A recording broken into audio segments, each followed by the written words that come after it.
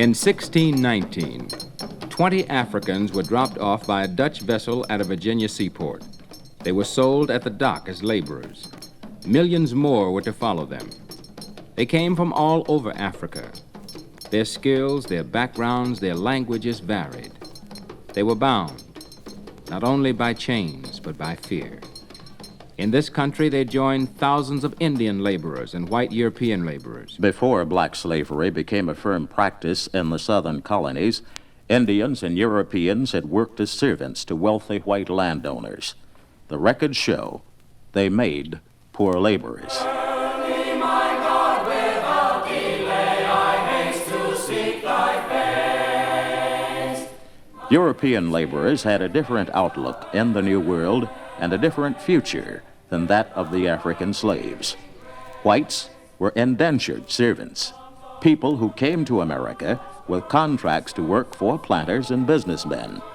Many fled to the colonies to escape their problems in England or elsewhere. Some even were paupers who were struggling to break the chains of poverty that had bound them in their native Europe. Others were convicted criminals. Their only hope for freedom was to hire themselves out to people in the colonies. They worked for a specified length of time, usually fewer than 10 years. Then they were granted their freedom. Before 1660, most African laborers in America were not usually considered slaves. They were treated much like European laborers. After working out their contracts, they could become free men, just as the Europeans. But after 1660, the white man's attitude toward Africans began to harden. What I was gonna do? Don't you worry when I was dead. I'm in trouble. I'm in trouble. I'm in trouble, Lord. In the 1660s, Maryland and Virginia decreed that black servants were to be slaves for life. The children of slave mothers were doomed to be slaves. Even baptized and other Christian slaves were confined to lifelong slavery. By 1700, black slaves outnumbered white indentured servants. Unlike the Europeans, the Africans did not arrive in the colonies holding contracts. America, the land of promise, held promise only to whites. It's been, I can't count the years, since the last white servant left here. Only black slaves left now. We'll be here till we die, I suppose. The whites are the lucky ones. Contracts up, and off they go. By 1700, 1,000 African slaves were being imported to the colonies each year. Most of the slaves were sent to the southern colonies. Stood on the river of Jordan to see them ships sail by. As the plantation system grew in the South, so did slavery. South Carolina and Georgia concentrated on rice, Virginia and Maryland on tobacco. Sugarcane was left to the French planters in Louisiana. Cotton wasn't yet profitable. By 1700, the average southern plantation covered 700 acres. The South was growing into America's richest agricultural region. The North was less eager for slaves. My feelings on the institution of slavery are mixed, but one thing's certain, I'd do myself a disfavor by running slaves on my land. The soil's poor, the winters are long and hard, my farm's too small, and a larger farm would not be profitable. I'd lose money. Farming alone could not bring enough money to support all the people who lived in the North. Trade and industry had to be developed. Large numbers of slaves were not needed for these things. Owning slaves was not so profitable in the North, but selling slaves was a business that made many men rich. Ships from all the northern colonies were eager to profit from the slave trade. One ship owner described his business in the 1700s. I now have outfitted 3 schooners complete. Although England commands the trade, profits are still to be made. My crews are tough, seaworthy chaps who can control any sort of trouble from the African cargo. Most British vessels unload their best Negroes in the West Indies. our ships will return home direct, and planters will scramble wildly for the prizes they carry.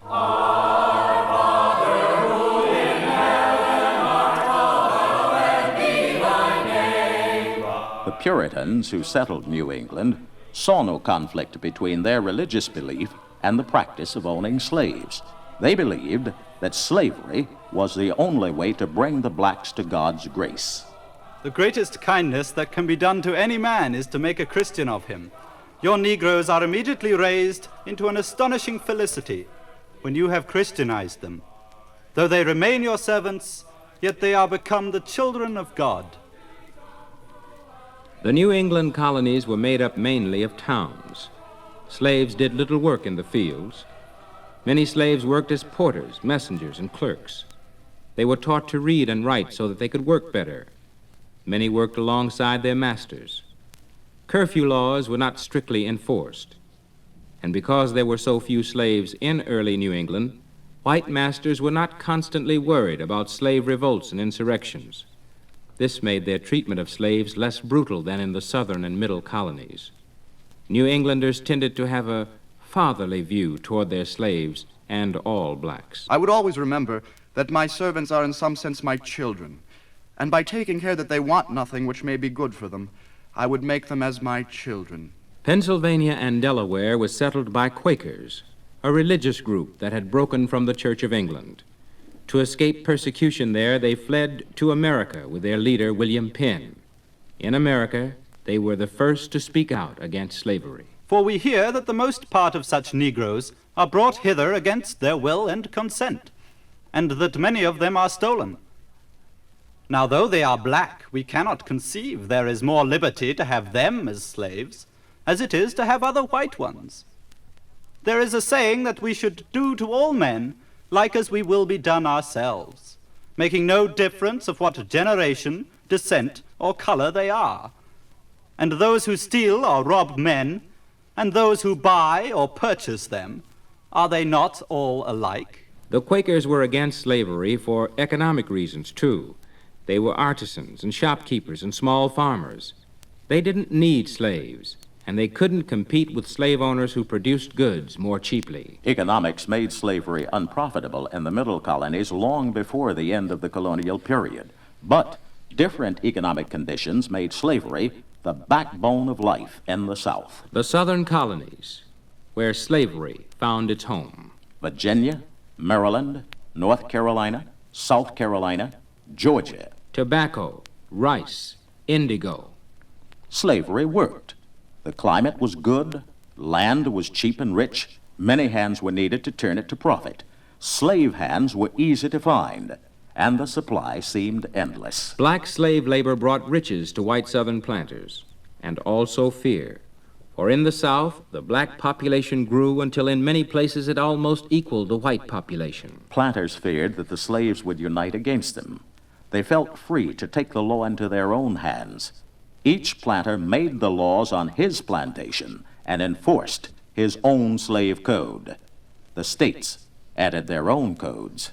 Be it decreed that the state of Louisiana does hereby enact the following code of behavior in all that which pertains to the slave population herein abiding. Any slave who shall willfully and maliciously strike his or her master or mistress shall be punished with death. If any slave shall maliciously burn or destroy any stacks of rice, corn, or other grain or produce, or shall set fire to any building or house, or shall willfully or maliciously poison any free man, woman, child, servant, slave, such slave shall suffer death.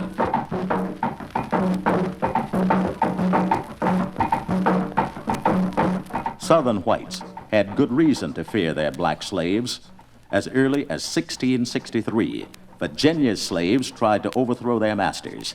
In 1687, Virginia uncovered a slave plot to kill all the whites in one area.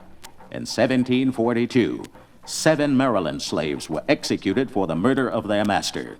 Other slaves burned tobacco houses and the homes of their white masters.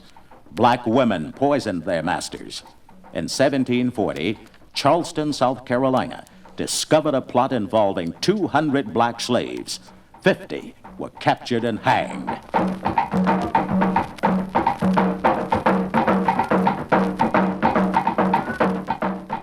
After 1763, England's colonial policy tightened up. The colonists realized that they were slowly losing their economic and political freedom. They began to think of themselves as an oppressed people.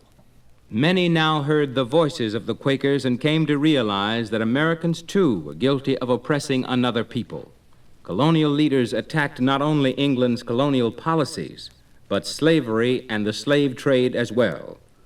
Patrick Henry was one of the many colonists who turned against slavery. I believe a time will come when an opportunity will be afforded to abolish this lamentable evil. Everything we can do is to improve it if it happens in our day. If not, let us transmit to our descendants, together with our slaves, a pity for their unhappy lot and abhorrence for slavery.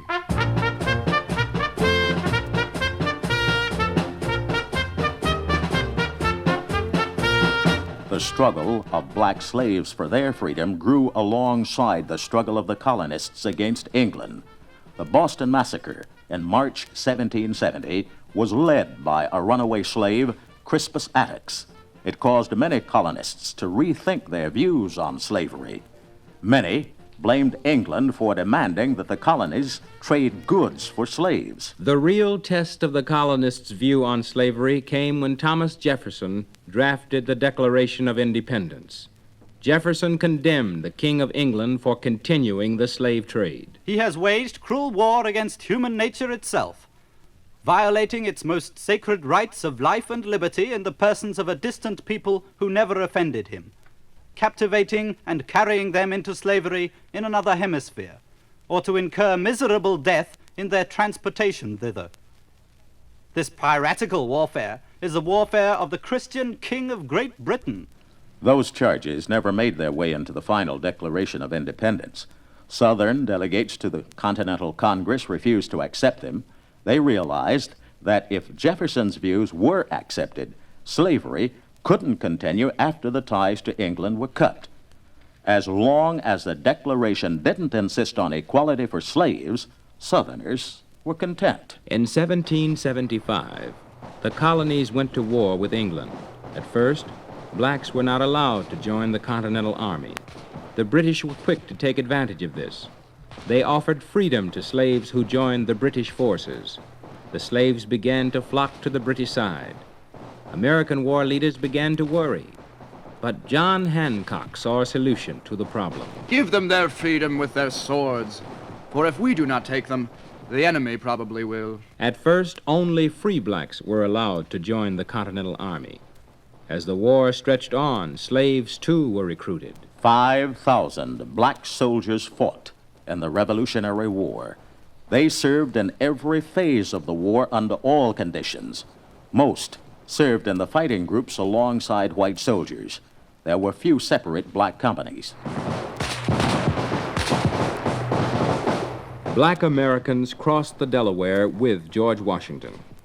They fought at Groton Heights, Yorktown, Princeton, Kings Mountain, Trenton, at all the battles that brought Americans closer to freedom and independence. The Revolutionary War ended in 1783. Many Americans saw that the war fought in the name of freedom did not free everyone. Hundreds of blacks who had fought went free after the war, but thousands more remained slaves. Anti-slavery societies spread throughout the new land. The Quakers were no longer alone in their fight to end slavery. 1780, Pennsylvania orders abolition of slavery. 1783, Maryland stops slave trade. 1783, Massachusetts abolishes slavery. 1784, Connecticut and Rhode Island abolish slavery. 1785, New York frees slaves. 1786, New Jersey follows suit. Slavery was disappearing in the industrial North. In the agricultural South, it was digging deeper and deeper roots.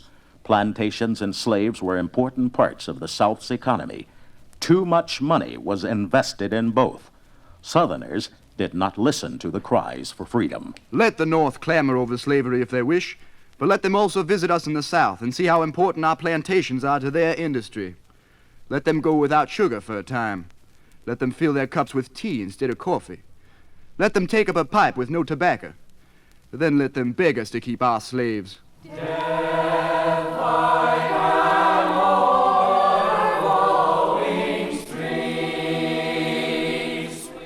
A constitutional convention was called in Philadelphia in 1787.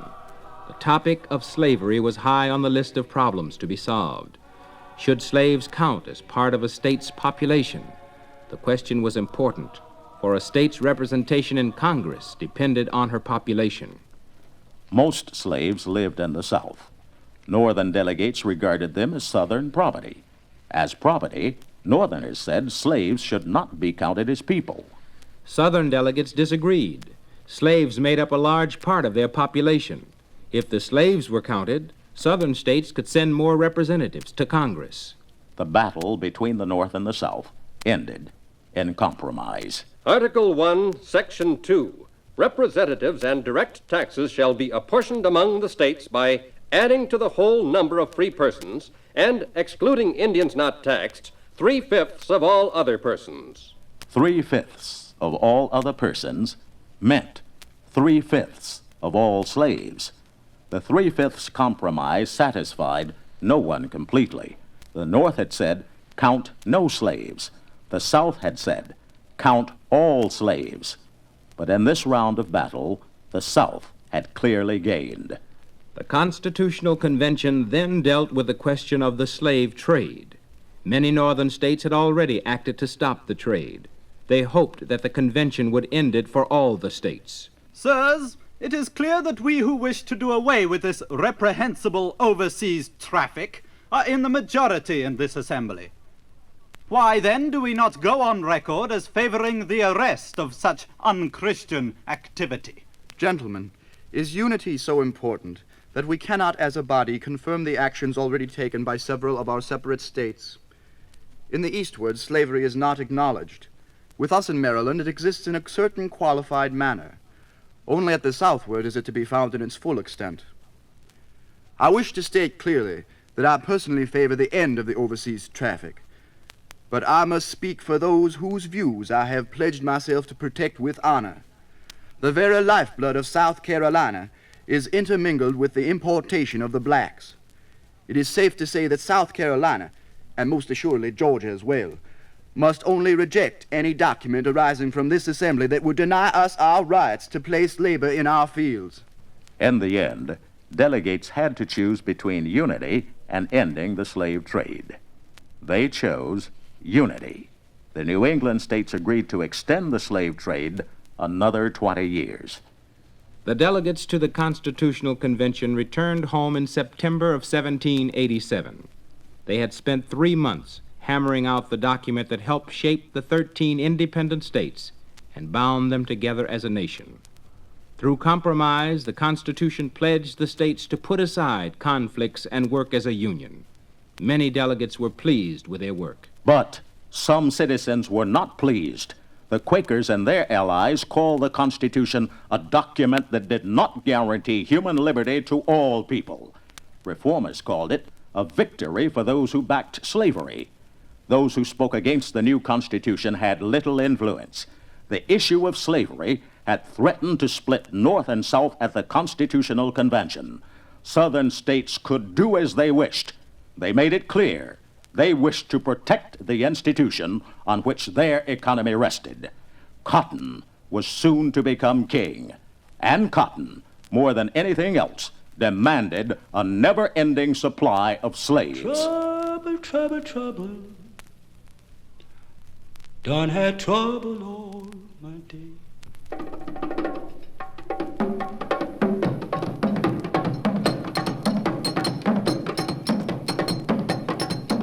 Trouble, trouble, trouble.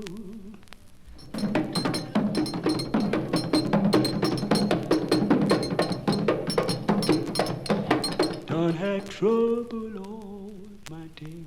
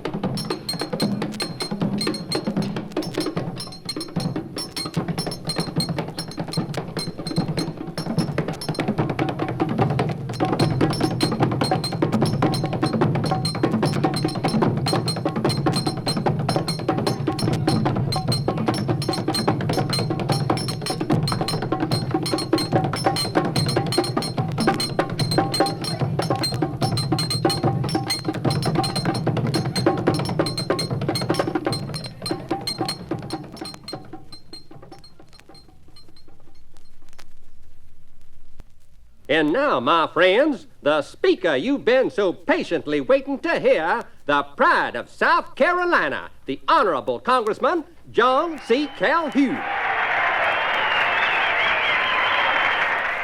Thank you. Thank you, my friends and fellow citizens. We all agree that we cannot expect the North as a society of antagonistic individuals and classes to have rational thoughts on our institutions in the South, where we live as responsible individuals. Who but our northern cousins could overlook this truth? We have taken low, degraded, and savage Africans and mingled them with ourselves. The result being that we have civilized and improved these Africans, certainly to no measure of ourselves, but to infinitely greater heights than their original position. These were typical Southern words at the beginning of the 1800s, spoken by a man who soon became one of the South's leading spokesmen. By 1800, the North had given up slavery. The South had not. Slaves? We don't need them. Our economy is built on industry. Our mills and factories produce goods which must be bought and sold. It takes wage-earning workers to buy them. What could 1 million impoverished slaves add to the economy? They can neither buy nor sell. How long before the sun goes down? Slaves are the backbone of our economy. There are tons of cotton to be picked, tons of tobacco to be cured, tons of sugar to be processed. We need strong African backs to do this work. We need producers, not purchasers. Our selling is done to the North and abroad. Slavery kept Southern fields full of cheap labor. Even Southern whites who didn't own slaves supported slavery, and most Southerners didn't own slaves. We often forget that the average Southerner was not a slave owner. Instead, he was a small farmer, a mechanic or a tradesman called a yeoman. Only rarely did a yeoman own slaves. By 1860, only about 385,000 of the South's nearly 2 million families owned slaves. Most whites in the South had little reason to fight for slavery. Giant plantations could grow and sell cotton, sugar, rice, coffee, and tobacco for lower prices than small farms. Small farmers were often hard-pressed to make ends meet. Slavery made only a few people rich. It actually made most white small landowners a lot poorer. Why then did poor whites continue to back slavery? Because the powerful planters convinced them that slavery was good for them too. Now, Sam, you know as well as I what would happen if we let those Negroes run free. First off, they'd grab up all the white folks' jobs. Why, they'd ruin you small farmers, don't you see? Selling their crops so cheap they'd run you right off your land. Before 1793, the planters' fortunes rested evenly on cotton, sugar, coffee, tobacco, and rice. Most of these crops were sold to England. But in 1793, a Massachusetts school teacher revolutionized the South's cotton business. His name, Eli Whitney, and he invented a machine called the cotton gin. Way over in Egypt's land, you shall gain the victory. Way over in the Egypt's land, brother, you gonna gain the day. Whitney's cotton gin could clean up to 1,000 pounds of cotton a day. For the planters, it was like having 1,000 extra slaves on hand just to seed cotton. It meant that many more slaves were needed to pick the larger quantities of cotton that could now be processed. The slave trade boomed. From 1790 to 1830, the number of slaves jumped from less than 700,000 to more than 2 million. That Yankee schoolmaster's machine is the best thing that's ever happened to the South. Sure, I'll be spending a whole lot more now on slaves, while some cost as much as $2,000 each. But my profits will more than make up for it. As production increased, so did the market for cotton. Before the gin was invented, England had bought most of the South's cotton. Her mills spun it into cloth that was sold back to the United States. Now that the South could produce millions of pounds of cotton a year, Americans realized they could spin and sell the cloth themselves. Cotton mills sprang up in the industrial North. A new market opened up to Southern planters. They had to furnish cotton to the North as well as England. Profits climbed as the planters turned every available acre into cotton. The Cotton Kingdom had begun. By 1800, 1 million slaves were working the South's cotton fields. Southerners considered the blacks as chattel slaves. Chattel slaves were property. They could be moved around like cattle. Professional slave breakers became popular. For a fee, they would break the spirit, if not the back, of any slave who angered his owner. And it took very little to offend a master. Slave owners ask, is it cheaper in the long run to treat a slave well and get many years of service, or is it cheaper to punish and work him to death and quickly replace him? Both ways were tried. The second way seemed more economical, and many adopted it. To make sure that the slaves were worked and punished, slave owners hired men called overseers. Overseers were white or black, but their temperament was usually the same. They were impatient and cruel, and they were quick to use the whip. The whip. It became the symbol of slavery in the South, and it was not the only way to punish slaves.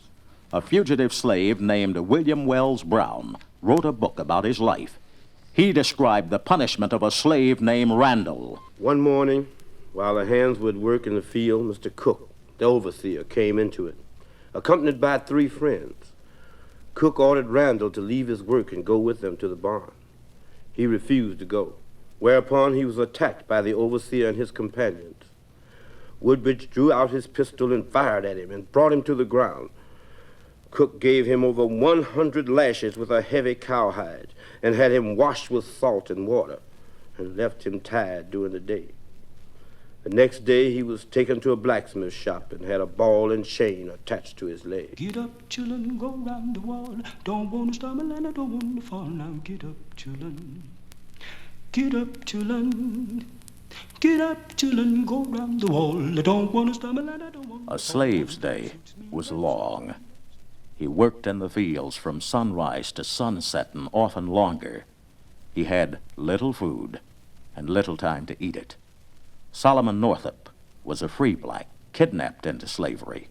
He could read and write, and later described his day as a slave. The hands are required to be in the cotton fields as soon as it's light in the morning. And with the exception of 10 or 15 minutes, which is given them at noon to allow them to swallow the allowance of cold bacon, they are not permitted to be a moment idle until it's too dark to see. And when the moon is full, they oftentimes labor until the middle of the night. They do not dare stop even at dinner time, nor return to the quarters, however late it be, until the order to halt is given by the driver. Slaves were almost always hungry. As more and more land was turned over to cotton, the South had a hard time growing food even for its free population. South Carolina, for example, sent more than 100,000 bushels of excess corn out of the state in 1790. But by 1806, she could not raise enough corn to feed her own people. Healthy slaves were important to the economy, but slave owners were not about to spend a penny more than necessary to feed their slaves. Master gives us our ration every week on Monday. Usually we get a peck of cornmeal and some meat. Depends, maybe salt pork or bacon. Sometimes 3.5 pounds. But I hear some that gives only half a pound. We used to raise chickens and plant vegetables ourselves. My master took away that land. Says he needs it all for growing cotton. Slaves were not allowed to have any food for thought either. Planters feared that education would turn the blacks to thoughts of revolt. In many parts of the South, it was against the law to teach blacks to read and write. White people who broke the law could be jailed. Consolidation and revision of the statutes, Louisiana, Article 151. All persons who shall teach or permit or cause to be taught any slave in this state to read or write shall, on conviction thereof before any court of competent jurisdiction, be in prison not less than 1 month, nor more than 12 months. But many slaves were able to steal an education from under the noses of their masters. Susie King Taylor was one of them. My brother and I were sent to a friend of my grandmother, Mrs. Woodhouse, to learn to read and write. She was a free woman and lived about a half a mile from my house. We went every day about 9 o'clock with our books wrapped in paper to prevent the police or white persons from seeing them. We went in, one at a time, through the gate, into the yard, to the kitchen, which was the schoolroom. The neighbors supposed we were learning trades. To escape their misery, slaves came together to practice their religions. But white masters ruled from fear, and they feared that slaves getting together for religious ceremonies would soon come together to plot against them. Have you got good religion? Certainly, Lord. Have you got good religion? Certainly, Lord. Have you got good religion? Certainly, The masters fought the slaves' religion whenever they found it, but the ceremonies survived, underground, undercover. The masters had to find a way to stamp out African religions. They did it by forcing the slaves to convert to Christianity. But it was a special kind of Christianity designed to keep slaves loyal to their masters. A Bishop Meade of Virginia delivered this typical sermon to a group of slaves. Having thus shown you the chief duties you owe to your great master in heaven, I now come to lay before you the duties you owe to your masters and mistresses here upon earth. And for this you have one general rule that you ought always to carry in your minds, and that is to do all service for them as if you did it for God himself.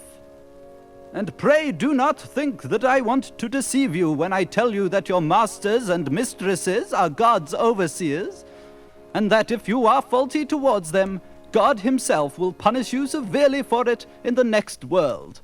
The slaves learned to fear God, hate the overseer, and despise the master.